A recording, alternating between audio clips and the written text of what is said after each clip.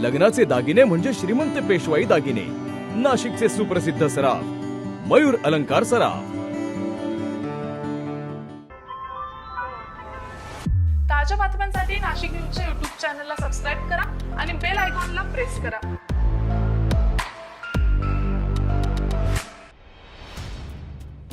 महापालिका आयुक्त पदाची सूत्रे स्वीकारल्यानंतर मनीषा खत्री या ऍक्शन मोडवर आलेल्या असून काल सकाळी शुक्रवारी त्यांनी खाते प्रमुखांची बैठक घेतली, तर दुपारी त्यांनी काल तातडीनं गोदा घाटाची पाहणी केली। आगामी सिंहस्थ कुंभमेळा, रामकल्पत आणि नमामि गोदा प्रकल्पाच्या पार्श्वभूमीवर त्यांनी आज गोदावरी नदी पाणी परिसराची पाहणी केलेली आहे। काल शुक्रवारी मनीषा खत्री यांनी मनपा आयुक्त पदाचा पदभार स्वीकारला। चार्ज घेताच मनपाच्या अधिकाऱ्यांसह आयुक्तांनी गोदावरी नदी परिसराची पाहणी करत माहिती घेतलेली आहे। गोदावरी नदीला सिंहस्थ कुंभमेळ्याच्या आधी प्रदूषणमुक्त करण्याचं मोठं आव्हान आता नवीन आयुक्तांपुढे असणार आहे।